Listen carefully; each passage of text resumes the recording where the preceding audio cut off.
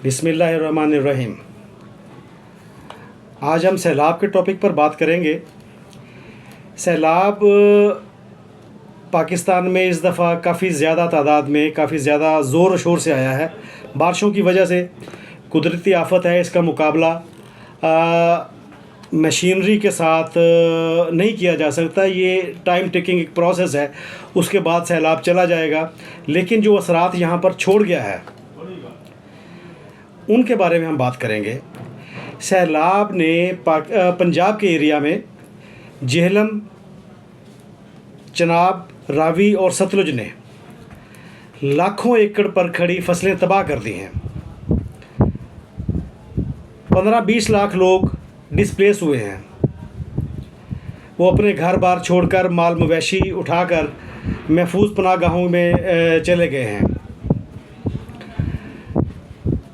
सैलाब के बायस आने वाली जो सबसे बड़ी मुसीबत देहाती एरिया के लोगों के लिए होती है, वो होती है जानवरों के लिए चारा। ये तमाम लोग अपने जानवरों के साथ किसी न किसी जगह पर चले गए हैं, लेकिन चारे की इनको बहुत ज़्यादा मुश्किलात हैं। अगर हम देखें सोशल मीडिया का रवैया या इलेक्ट्रॉनिक मीडिया का रवैया, उनका ज़ोर सिर्फ़ और सिर्फ आपने देख लिया कि रावी में आने वाले सैलाब पर है। और दरियाए रावी की वजह से जो 2-3 सोसाइटीज़ या जो शहरी आबादी जो दरिया के एरिया में लोगों ने बनाई हुई थी, सब लोगों का ज़ोर, सब लोगों की तवज्जो उसी पर है। क्योंकि उन्हीं सोसाइटीज़ के बारे में बात करके इन्होंने अपने पॉलिटिकल माइलेज गेन करनी है, एक दूसरे को बुरा भला कहना है।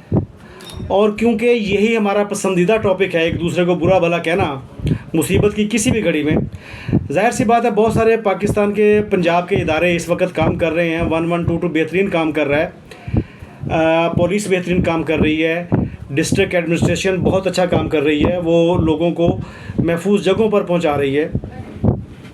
और ये बात एक तयशुदा अमर है कि रियासत से ज़्यादा ताकतवर या रियासत से ज़्यादा इफ़ेक्टिव रिलीफ़ कोई एनजीओ नहीं पहुंचा सकती, चाहे वो कितनी बड़ी भी एनजीओ हो। रियासत से बेहतर आप लोगों को सर्विसेज कोई और एनजीओ नहीं पहुंचा सकती। लेकिन हमारे यहाँ रवाज बन गया है कि हमने रियासत के हर इदारे को बुरा कहना है। 1122 बेहतरीन काम कर रहा है, पुलिस बेहतरीन काम कर रही है, लोगों को सर्विसेज दे रही है, लोगों के जानो माल की हिफाजत कर रही है। और इसी तरीके से डिस्ट्रिक्ट मैनेजमेंट जो है, ज़िले इंतज़ामिया, वो भी बेहतरीन काम कर रही है और लोगों को महफूज पनाहगाहों की तरफ पहुंचा रही है। लेकिन सारे मीडिया की तवज्जो, सारे इलेक्ट्रॉनिक मीडिया की तवज्जो दरियाए रावी के किनारे आबाद 2 या 3 सोसाइटियों पर है। वो लोग वहाँ पर जाकर दरियाए रावी की फुटेज बनाते हैं, वीडियोस बनाते हैं और उसको अपलोड कर देते हैं। यानी कि सबसे ज़्यादा नुकसान सिर्फ वहीं पर हुआ है। वो अपना पार्क व्यू सोसाइटी हो या मोलनवाल की सोसाइटीज़ हों, जिन लोगों ने दरिया के रकबे पर मकाना तामीर किए हुए थे। यहाँ पर हम ये बात भी आपके साथ करना चाहते हैं कि पार्क व्यू सोसाइटी 300 या 400 एकड़ पर मुश्तमिल एक सोसाइटी है। वहाँ पर कितना नुकसान हो गया होगा। अब 300-400 एकड़ की बजाय अगर आप लाखों एकड़ अराज़ी जहाँ पर सैलाब का पानी गया है, अगर आपकी तवज्जो उस तरफ नहीं है और सारी तवज्जो आपने 300 या 400 एकड़ अलीम ख़ान की सोसाइटी पर रखनी है, तो इसका मतलब ये है कि आप आवाम के साथ ज़्यादती कर रहे हैं और सहाफ़त के साथ भी बददियानती कर रहे हैं। पार्क व्यू सोसाइटी में जो घर बने हैं उनकी तादाद इतनी ज़्यादा नहीं है, अभी वो अंडर कंस्ट्रक्शन है। लोगों के प्लॉट्स तो उधर हैं, लेकिन रहायश इतनी ज़्यादा उधर नहीं है। इसका मतलब ये है कि वहाँ पर कोई बहुत ज़्यादा लोग वहाँ से डिस्प्लेस नहीं हुए। जो बाकी लाखों एकड़ राज़ी में से जो लोग डिस्प्लेस हुए हैं, उनके बारे में सोशल मीडिया भी नहीं सोच रहा और इलेक्ट्रॉनिक मीडिया भी नहीं देख रहा। हम यहाँ पर यह बात करने में बिल्कुल हक बजानिब हैं कि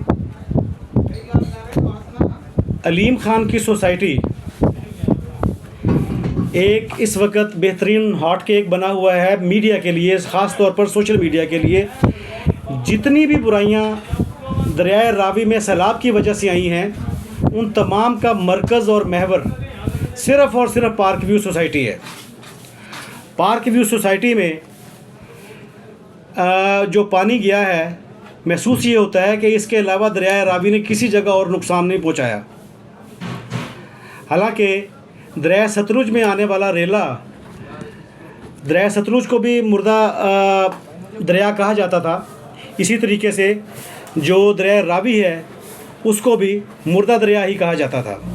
लेकिन दोनों दरियाओं में जो 30-40 साल के बाद पानी आया है, उसकी बुनियाद पर अगर हम देखें तो जो नुकसान सतलुज में हुआ है वैसा ही नुकसान दरिया रावी में आने वाले सैलाब की वजह से हुआ है। लेकिन क्योंकि हमारी सारी तवज्जो पार्क व्यू सोसाइटी की तरफ है और पार्क व्यू सोसाइटी को ही हमने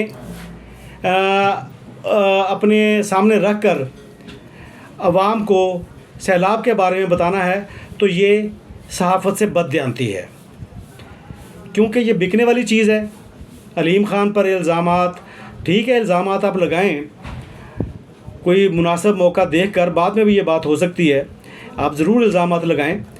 लेकिन सैलाब के दिनों में बाकी कवरेज छोड़कर सिर्फ़ अलीम ख़ान की जो सोसाइटी है, वहाँ पर रहने वाले लोगों की जो मुश्किलात हैं, उनके बारे में वीडियोस बना कर आवाम को गुमराह करना हमारे ख़्याल में नामुनासिब बात है।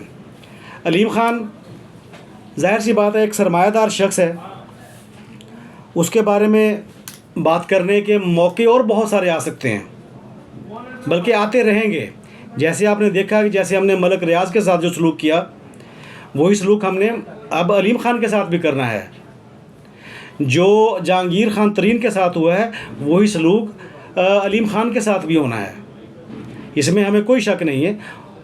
होता है तो होता रहे, लेकिन ये मौका नहीं है।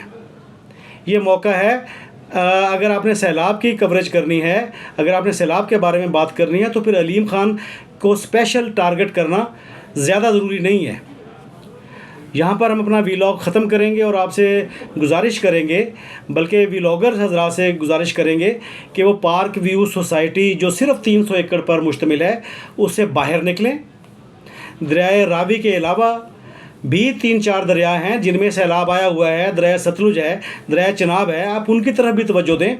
सिर्फ लाहौर कोई ऐसा सेंटर एक्सेस नहीं है, सेंटर पॉइंट नहीं है जिसके बारे में ही हमने सिर्फ न्यूज़ सुननी है। अगर आपने मेरिट पर बात करनी है तो आप चिनाब और सतलुज में जो सैलाब की वजह से तबाही आई है, जितने लोग डिस्प्लेस हुए हैं, उनके बारे में भी उतना ही बात करें जितना आपको फ़िक्र 300-400 एकड़ पर मुश्तमिल एक आबादी की तबाही के बारे में है। सिर्फ 300-400 एकड़ की तबाही और लाखों एकड़ ज़मीन की तबाही, इन दोनों में बड़ा फ़र्क है। ये सोशल मीडिया की भी ज़िम्मेदारी है, लेकिन क्योंकि हम सस्ती शोहरत के आदी हो चुके हैं, तो इसलिए सस्ती शोहरत में हमें वो एक सॉफ्ट पॉइंट मिल चुका है पार्क व्यू सोसाइटी के बारे में। हम उसी पर तमाम लोग, तमाम व्लॉगर्स उसी पर अपना सबसे ज़्यादा ज़ोर लगा रहे हैं। सोशल मीडिया अगर कोई बेनिफिट देना चाहता है सैलाब मुतासरा लोगों को, तो वो सतलुज और चिनाब के बारे में बात करें।